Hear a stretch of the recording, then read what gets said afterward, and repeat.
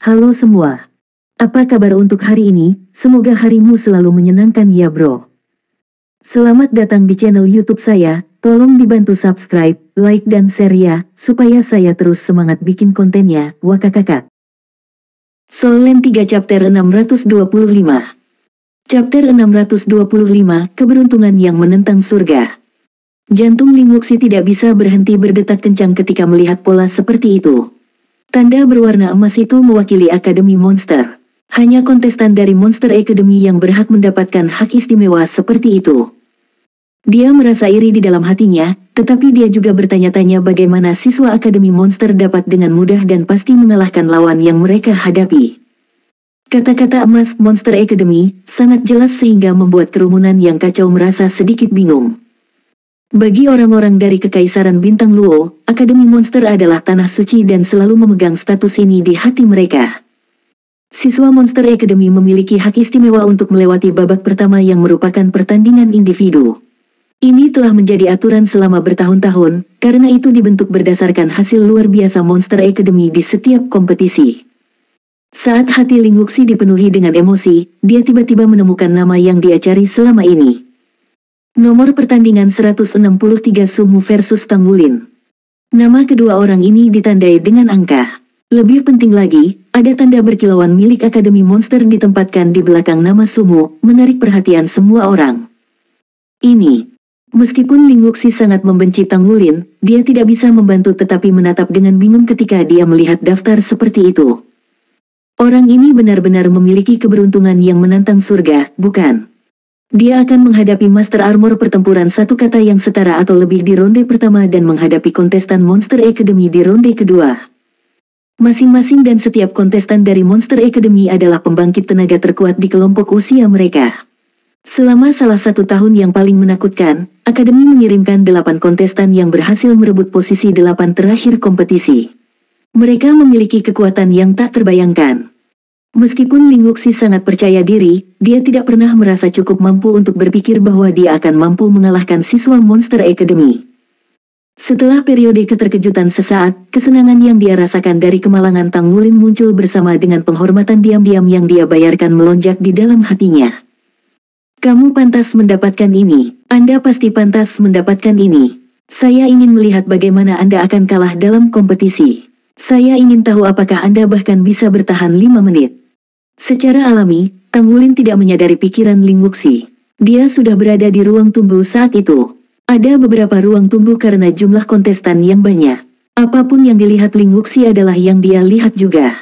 Kemudian, teman-temannya datang berjalan dan menepuk pundaknya satu demi satu.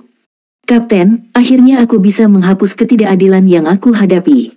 Xie berkata kepada Tang Wulin dengan sadar.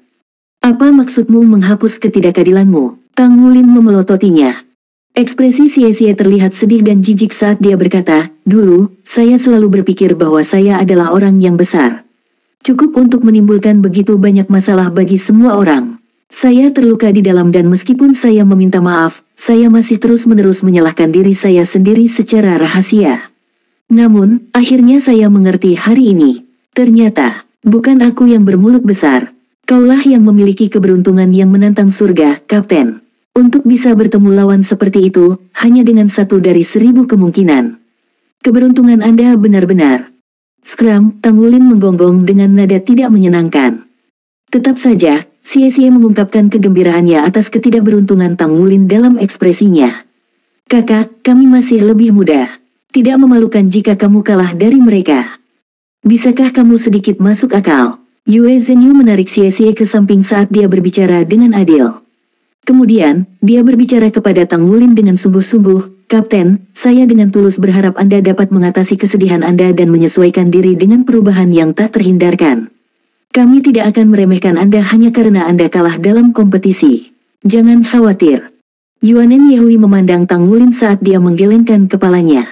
Dia sangat baik karena dia tidak membuat komentar sarkastik. Ye Xinglan menyilangkan lengannya saat dia bergumam. Mengapa saya tidak mendapatkan pemungutan suara seperti itu? Su Lizhi tertawa bodoh tetapi menatap Tang Wulin dengan simpati. Su Xiaoyan tersenyum sambil menatap Tang Wulin. Mengapa kalian semua tidak percaya pada Kapten? Saya percaya bahwa itu sama sekali bukan masalah bagi Kapten kami dengan kemampuannya. Bahkan jika dia kalah, dia akan tetap kalah dengan cara yang indah. Tang Wulin tidak bisa berkata-kata. Beginikah cara kalian semua memberi saya kepercayaan diri? Gu Yue meraih lengan Tang Wulin. Dia berbalik dan melihat ke arahnya, percaya bahwa bahkan ketika orang lain memandang rendah dia, Gu Yue akan selalu percaya padanya. Lindungi dirimu dengan baik. 3 kata sederhana itu menyebabkan ekspresi wajah Tang Wulin menjadi kaku. Kalian semua benar-benar berharap aku kalah dalam pertempuran ini, Tang Wulin memelototi kerumunan dengan marah. Ini masalah kekuasaan, Kapten. Jelas bahwa lawannya setidaknya adalah master baju besi pertempuran 1 kata. Terlebih lagi, lawanmu bukan hanya master armor perang 1 kata biasa dan akan ceroboh saat dia menghadapimu.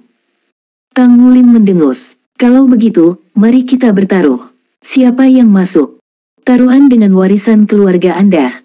Yue Zhengyu adalah orang pertama yang berseru. Tang Wulin mendengus dingin. Apakah Anda akan bertaruh dengan warisan keluarga Anda? Yue Zhengyu merasa sedikit bersalah saat dia melihat tatapan tajam Tang Wulin, jadi dia buru-buru menjawab, lupakan saja. Kita semua bersaudara, lebih baik kita membuat taruhan kecil. Tang Wulin lalu berkata, baiklah. Jika kamu kalah, kamu harus memberiku item roh khusus 10.000 tahun. Yue Zhengyu menjawab dengan heran, item spirit 10.000 tahun.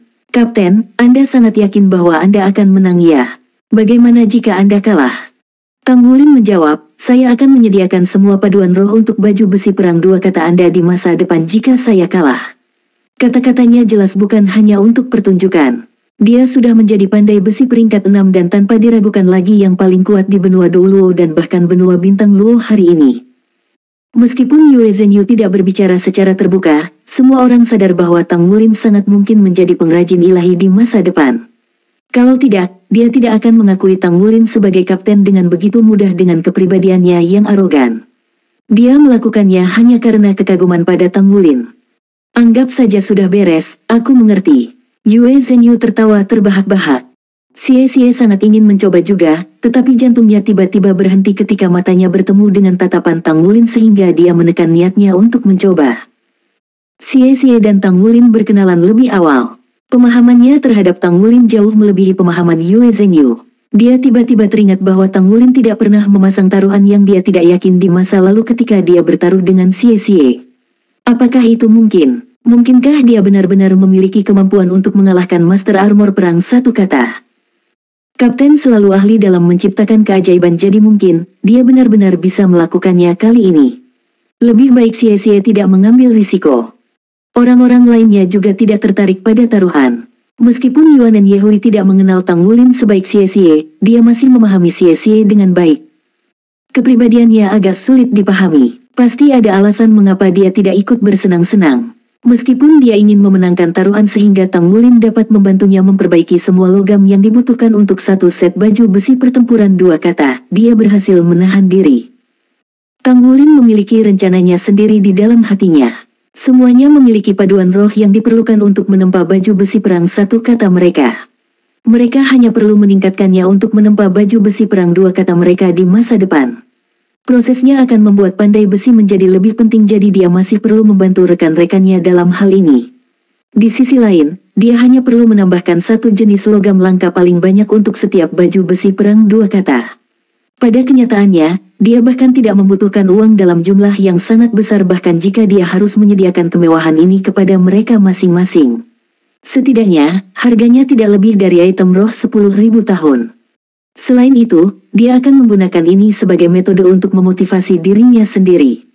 Jika dia tidak mampu melawan siswa Monster Academy lainnya, bagaimana dia akan menantang Long Yue sesudahnya? Long Yue tidak diragukan lagi adalah pembangkit tenaga listrik terkuat dari tim perwakilan Monster Academy. Wu Zhangkong tidak muncul hari ini. Tidak jelas apakah ketidakhadirannya karena kepercayaannya pada mereka atau karena alasan lain. Tang Wulin berjalan ke samping sendirian dan duduk di sudut sambil menutup matanya untuk bermeditasi. Merendahkan lawan Anda dalam hal strategi. Lihat lawanmu dalam hal taktik. Nomor pertandingan 167 masih jalan panjang. Setidaknya dia harus menunggu sampai tengah hari. Chapter kedua pertandingan individu sudah dimulai. Antusiasme penonton semakin kuat dibandingkan babak pertama. Meski kontestannya lebih sedikit, namun para Soul Master yang mampu masuk ke babak kedua niscaya lebih kuat dan lebih bertenaga dibandingkan mereka yang hanya mengikuti babak pertama. Tidak ada ruang untuk perselisihan jika menyangkut masalah ini. Dengan demikian, harga tiket menjadi lebih mahal. Begitu pula dengan penonton yang semakin antusias. Para siswa Monster Academy akan bertarung di babak ini. Penyelenggara sudah mulai mengambil berbagai taruhan. Misalnya, ada orang-orang yang bertaruh pada posisi akhir yang akan diambil Monster Academy dalam kompetisi ini. Selain bertaruh di Monster Academy, mereka juga bertaruh pada orang lain yang akan berbagi 3 posisi terakhir. Tidak diragukan lagi, para kontestan Akademi Monster diperlakukan seperti ras spesial dalam kompetisi elit jiwa master tingkat tinggi muda kontinental. Ini jelas menunjukkan posisi terhormat dan terhormat Monster Academy di benua bintang Luo. Menurutmu, posisi apa yang akan diambil Monster Academy kali ini? Sudahkah Anda memasang taruhan Anda? Saya telah menempatkan taruhan saya bagi mereka untuk mengambil posisi 8 terakhir. Saya tidak ragu, siapa lagi yang mampu mengalahkan siswa Monster Academy? Hahaha, kamu salah pasang taruhan. Yang Mulia Putri ada di antara kontestan Monster Academy. Meskipun Yang Mulia Putri secara alami berbakat, dia masih sangat muda. Dia hanya memiliki basis kultivasi 4 cincin dan belum melengkapi baju besi tempur 1 kata miliknya. Agak sulit baginya untuk berada di 8 posisi terakhir. Jadi menurutmu aku bodoh? Saya pikir Anda yang bodoh. Sudahkah kamu lupa? Yang Mulia Putri akan memilih pangerannya setelah kompetisi tahun ini. Yang Mulia Putri adalah dewi kami. Katakan padaku, siapa yang berani mengalahkannya dalam kompetisi? Selain itu, akan ada begitu banyak orang dari Akademi Monster pada akhir tahap eliminasi sehingga mereka akan dapat membantunya melewati pertandingan yang sulit dan hanya melakukan yang mudah. Saya pikir begitu. Tidak hanya Yang Mulia Putri mampu menempatkan diri di 8 besar. Saya pikir dia mungkin bisa menempatkan di 3 besar. Soul Land 3 Chapter 626. Chapter 626, Kekuatan Matman Long. Kamu benar juga. Setiap orang memiliki pendapatnya masing-masing tentang kategori 1 lawan 1 kompetisi ini. Ini bisa digambarkan sebagai kaleidoskop pandangan tentang subjek. Lihat, The Matman Long akan memasuki arena. Saya terakhir melihatnya selama kompetisi sebelumnya. Dia baru berusia 17 tahun pada saat itu namun dia berhasil menjadi juara umum dan menerima tulang jiwa sebagai hadiahnya. Tidak ada yang mungkin bisa bersaing dengannya untuk tempat pertama tahun ini. Ya, Long Yue sedang memasuki arena. Kepalanya yang botak sangat khas, sementara pertandingannya secara khusus diatur untuk menjadi pusat dari semua tahap kompetisi di Star Luo Coliseum. Matman Long mengenakan seragam sekolah merahnya untuk acara ini. Sosoknya seperti bola api saat dia naik ke tahap kompetisi. Lawannya adalah seorang gadis muda yang mengenakan gaun biru panjang. Matanya yang indah dipenuhi dengan keingintahuan saat dia melihat Long Yue yang berdiri di hadapannya. Senang bertemu denganmu, kakak Long Yue. Gadis muda itu membungkuk memberi hormat kepada Long Yue dengan sikap yang sangat hormat. Long Yue terkekeh. Senang bertemu denganmu. Kakak Long Yue, bisakah kau mengizinkanku menggunakan semua skill jiwaku sekali, tolong. Gadis muda itu menatapnya dengan sedih. Tentu, Long Yue terkekeh dengan ekspresi tenang di wajahnya. Hakim tidak bisa berkata-kata, tapi dia tidak mengomentari apapun karena ini adalah Long Yue dari Monster Academy. Mulailah kompetisi. Dengan pengumuman juri, babak pertama pertandingan individu Matman Long secara resmi dimulai. Dia menepati kata-katanya seperti yang diharapkan. Seperti yang dia janjikan pada lawannya, dia tidak menyerang sekaligus tetapi hanya berdiri di sana, melihat gadis muda dengan senyuman di wajahnya. Gadis itu berteriak dengan lemah saat 4 cincin jiwa muncul dari tubuhnya, dan lapisan kabut es muncul. Atribut elemennya adalah es. Gadis muda itu tampaknya tidak lebih tua dari 17 atau 18 tahun. Basis kultivasi 4 cincinnya sudah dianggap cukup mengesankan. Saat dia melepaskan jiwa bela dirinya, 4 potong baju perang biru es terbang dengan cepat dari gelangnya. 2 potong menutupi lengan kanan atas dan bahunya. Potongan lainnya adalah helm dan rerebres di sebelah kirinya. Dia memiliki 4 potong baju perang. Umumnya, satu set lengkap baju besi perang terdiri dari 13 bagian. Untuk gadis remaja ini yang memiliki 4 potong baju perang, bersama dengan basis kultivasi dari 4 cincin jiwa, cukup mengesankan di usianya. Matanya yang indah dipenuhi dengan kegembiraan. Dia menggosok kedua telapak tangannya saat cincin jiwa pertamanya bersinar, dan bola es terbang menuju Long Yue. Di bawah amplifikasi armor pertempuran, bola esnya berdiameter sekitar 30 cm. Garis-garis pola aneh muncul di permukaan bola es saat terbang keluar. Itu bersinar dengan pancaran biru tua. Gadis itu segera mulai mengejar bola es setelah dia menembakkannya. Cincin jiwa kedua di tubuhnya berkilauan saat aliran cahaya biru muncul di tangannya. Dia menamparkan cahaya langsung ke bola es dengan telapak tangan kanan berlapis baja. Bola es itu bergetar sedikit dan kemudian menggandakan volumenya dalam sekejap. Pola cahaya di permukaan bola es menjadi lebih mencolok. Seolah-olah ada energi besar yang tumbuh di bagian dalam bola es.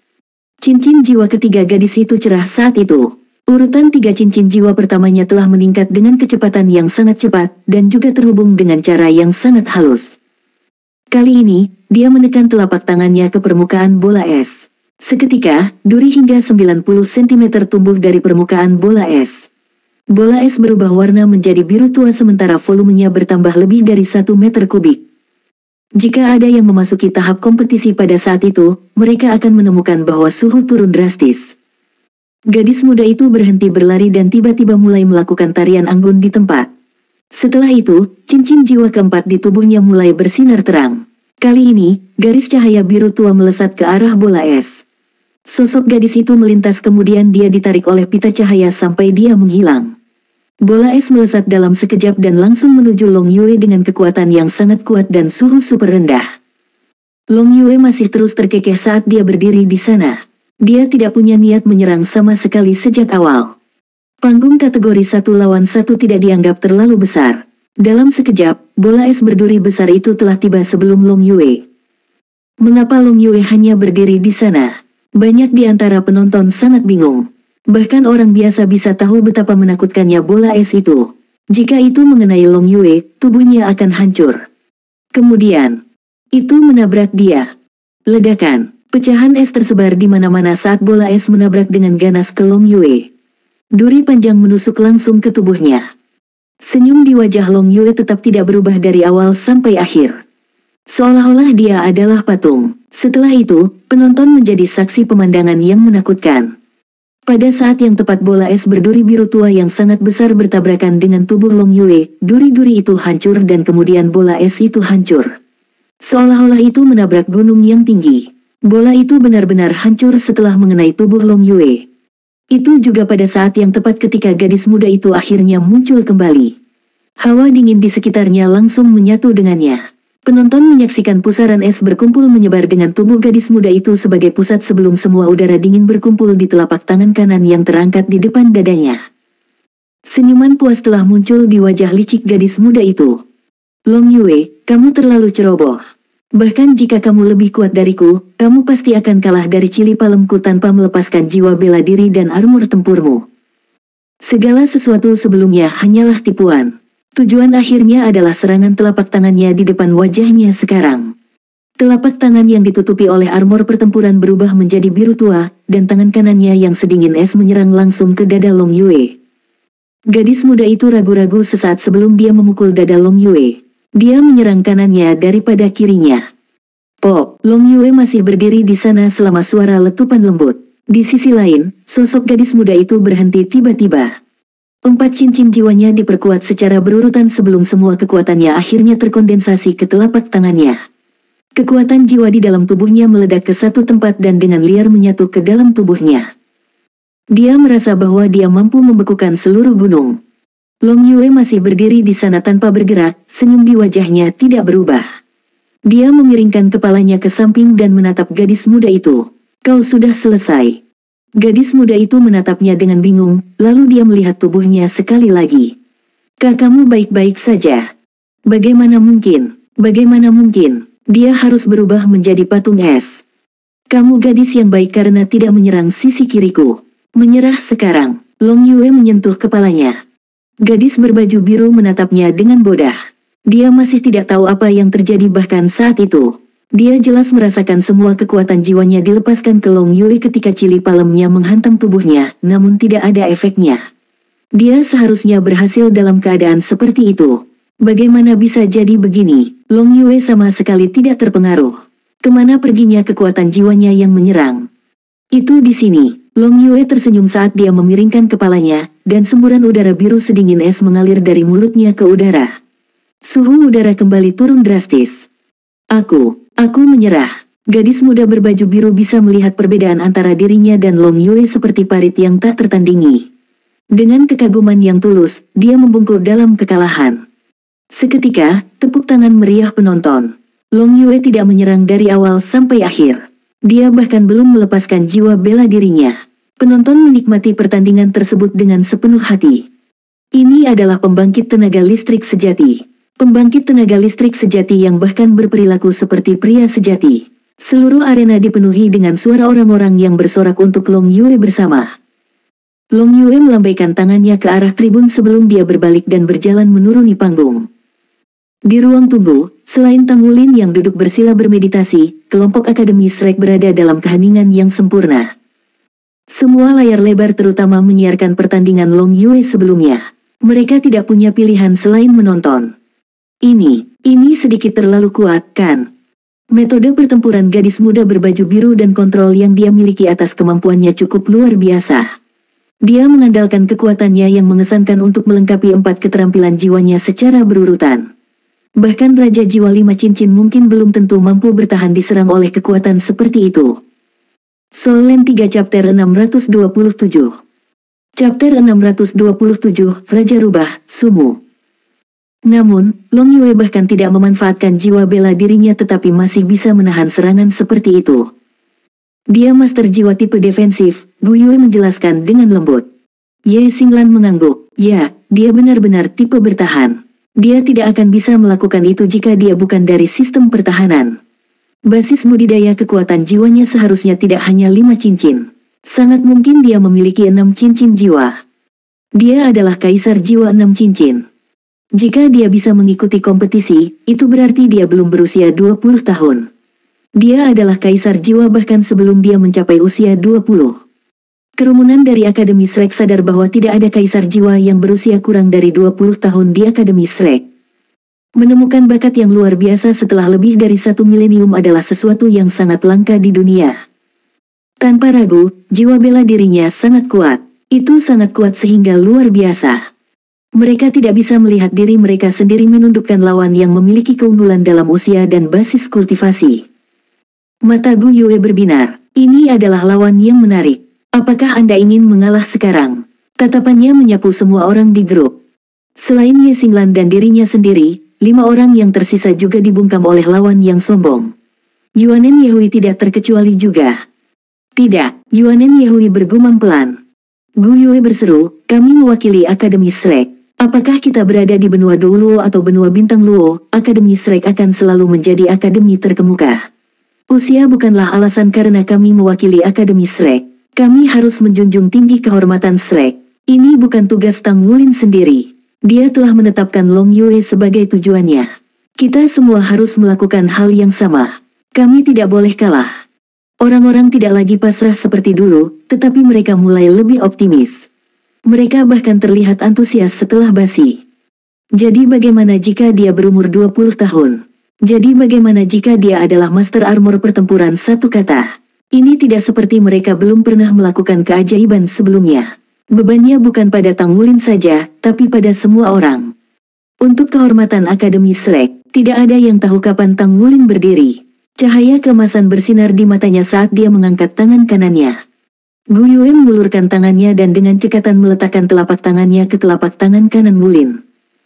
Untuk kehormatan Shrek, rekan-rekannya yang lain menumpuk telapak tangan mereka ke telapak tangannya secara berurutan.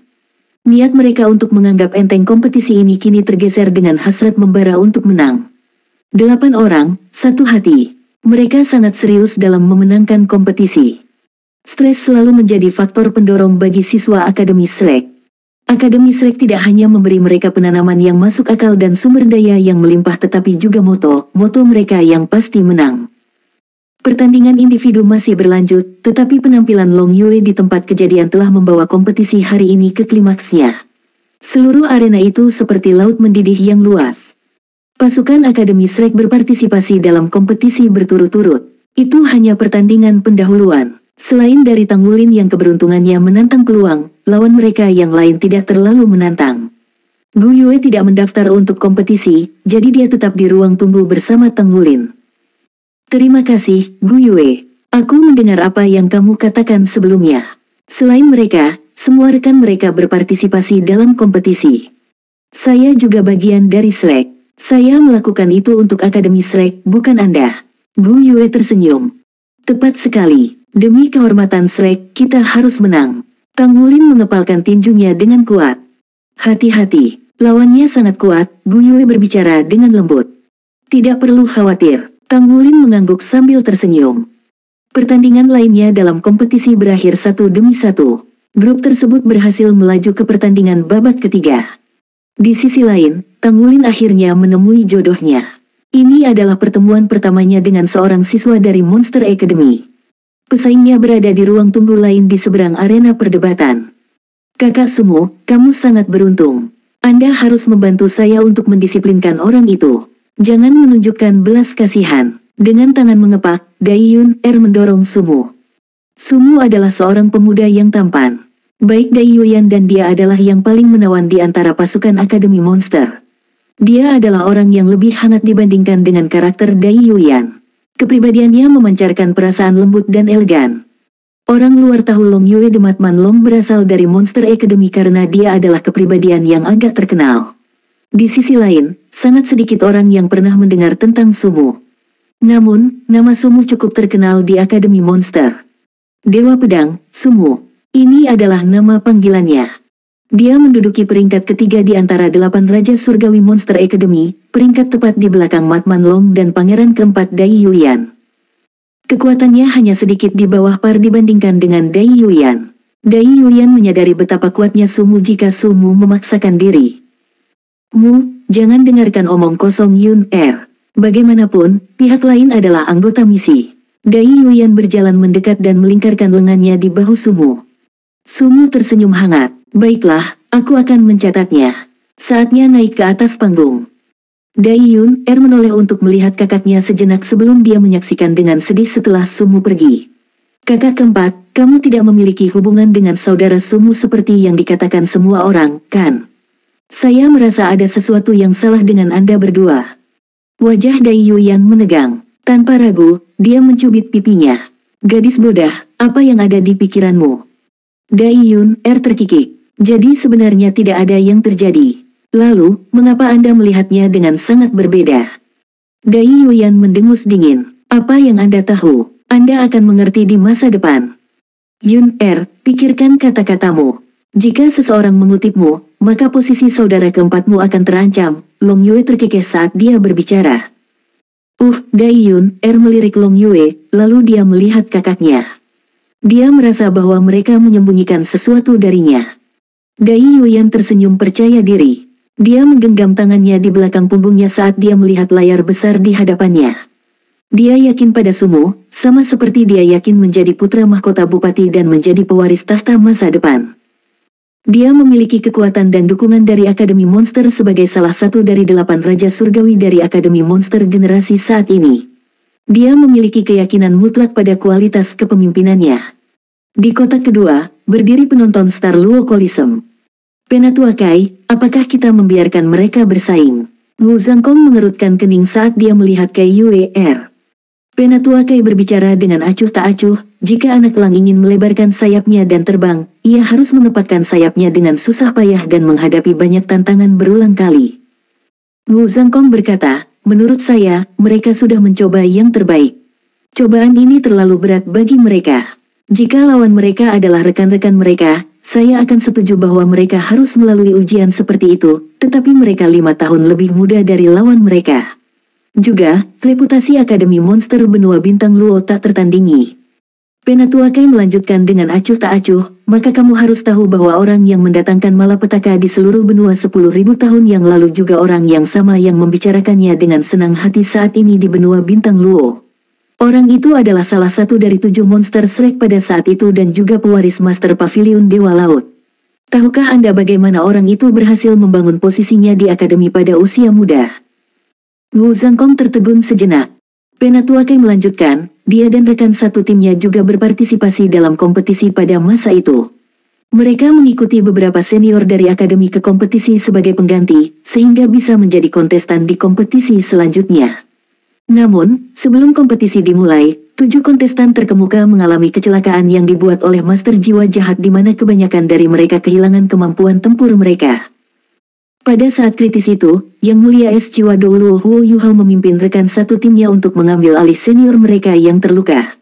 Mereka mewakili akademi dalam kompetisi meskipun ada perbedaan antara kekuatan mereka dan lawan mereka. Mungkinkah lawan mereka tidak sekuat itu? Atau apakah lawan mereka tidak lebih tua dari mereka? Soul Land 3 Chapter 628. Chapter 628, Monster dan Keajaiban. Namun, mereka tidak terkalahkan oleh kesulitan itu. Mereka merintis jalan mereka melalui semua rintangan, hati mereka dipenuhi dengan niat untuk memperjuangkan kehormatan Shrek ketika mereka dihadapkan pada tantangan besar dari lawan yang kuat. Mereka mengambil langkah satu demi satu sampai, akhirnya, mereka menjadi juara kompetisi.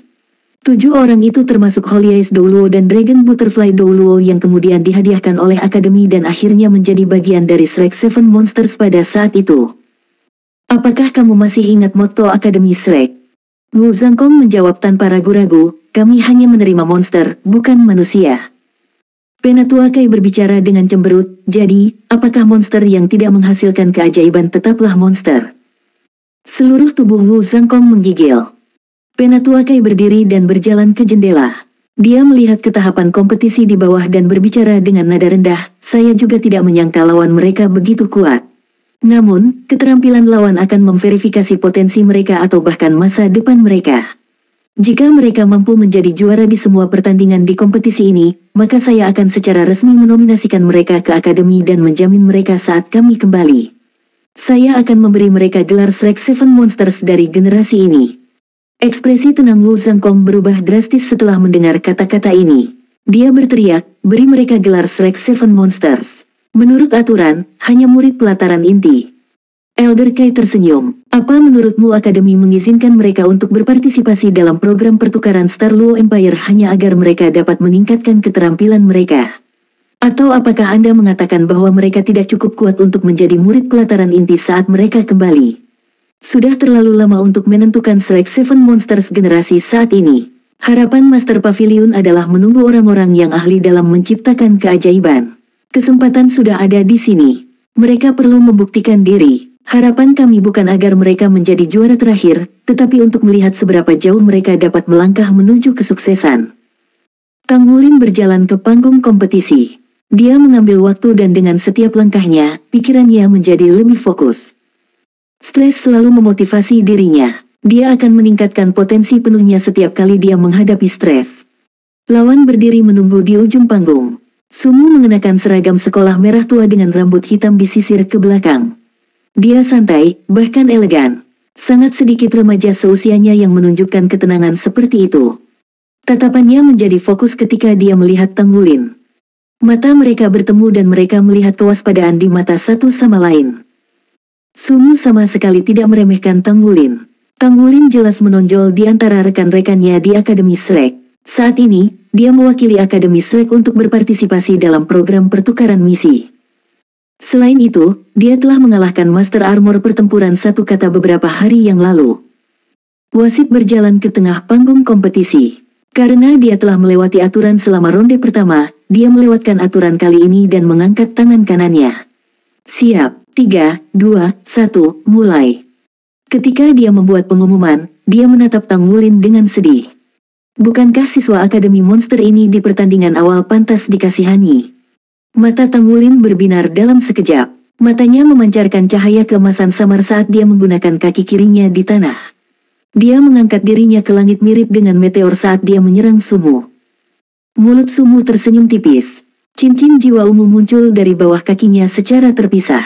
5 cincin jiwa muncul dan semuanya berwarna ungu tua. Meskipun dia belum memiliki cincin jiwa 10.000 tahun, cincin jiwa 1.000 tahunnya lebih dari 1.000 tahun dengan rahasia batin yang mendalam. Rambut hitamnya berubah menjadi putih dengan cepat saat telinganya sedikit menegang. Bahkan lebih tidak biasa ketika ekor besar tumbuh dengan cepat dari punggungnya. Setiap ekor lebih panjang dari seluruh tinggi badannya. Warnanya putih dan kabur dengan semburat abu-abu kebiruan di ujung rambut. Sebanyak 5 ekor tersebar di belakang punggungnya. 5 cincin jiwa ungu mengalir ke bawah dari tubuhnya dan menutupi setiap ekornya. Ekornya diterangi dan diwarnai dengan luminansi ungu sehingga tampak megah. Tangannya menjulur dari sisi tubuhnya, sedangkan ekor besar di kiri membuat sedikit gerakan. Sumber cahaya putih bersih dilepaskan dari atas ekor dan ditembakkan ke arah Tang Wulin. Lingkaran itu meluas dengan cepat saat terbang di udara. Diameternya melebihi 15 meter sebelum berhenti di depan Tang Wulin. Cakar naga emas kanan Tang Wulin menebas tanpa ragu-ragu. Cahaya keemasan melintas dan berpotongan dengan lingkaran cahaya putih, tapi tidak ada tabrakan. Pada saat berikutnya, lingkaran putih itu jatuh dengan tenang ke tanah.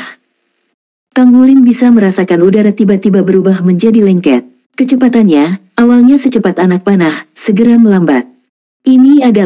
Ini melemahkan halo. Itu bisa menyebabkan banyak hal melambat. Apakah ini hanya keterampilan jiwa pertama? Tang Wulin langsung berubah menjadi serius.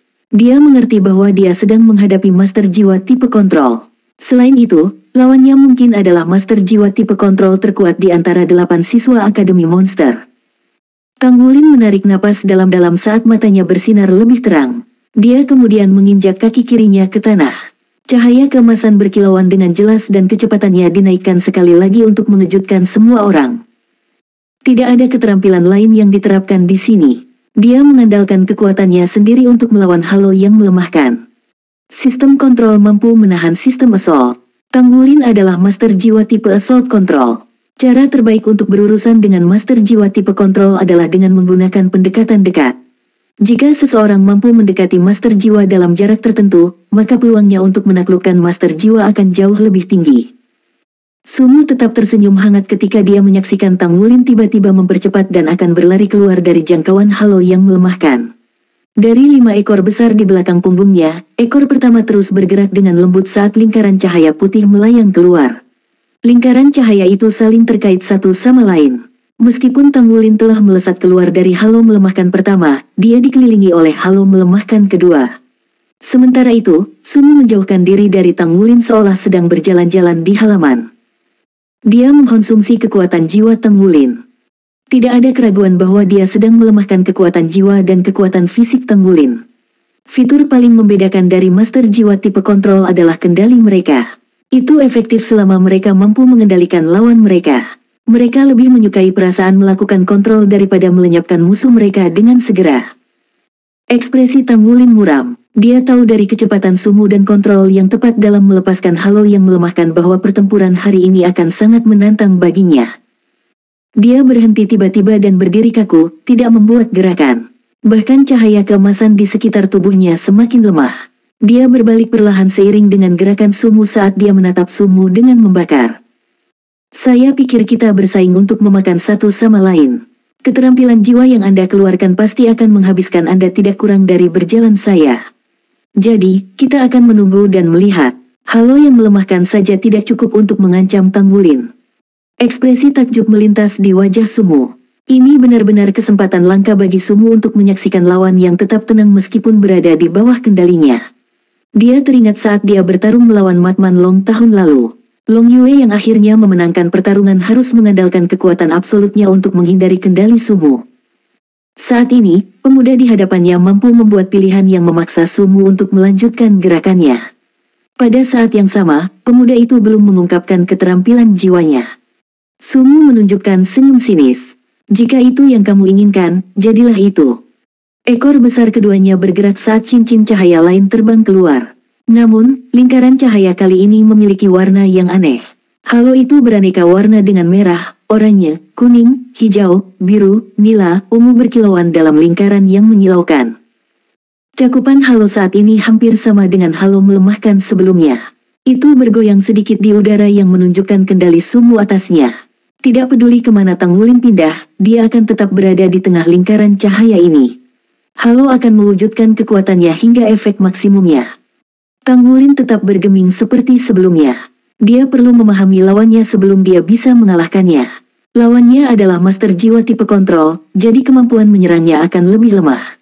Pilihan terbaiknya adalah mempelajari kemampuan lawannya sebelum dia bisa melancarkan serangan balik. Tang Wulin sangat percaya diri dengan kemampuan pertahanan dan tempurnya. Meskipun dia hanya memiliki basis kultivasi 4 cincin jiwa, dia tidak kekurangan kekuatan jiwa karena kondensasi dan akumulasi metode surga misterius. Selain itu, ada juga kekuatan esensi darahnya untuk bertindak sebagai pengisian yang efektif. Tanpa ini, bagaimana mungkin dia bisa mengalahkan Master Armor pertempuran satu kata? Lingkaran warna-warni jatuh tepat. Lapisan pancaran warna-warni segera ditambahkan ke sisi Tang Wulin. Dia tercengang karena dia merasa kekuatan jiwa di tubuhnya sedang dinyalakan. Kekuatan jiwanya mengalir keluar dari tubuhnya seperti gumpalan sutra dan asap meninggalkan tubuhnya. Sungguh orang yang licik. Keterampilan jiwanya adalah soul power stripping.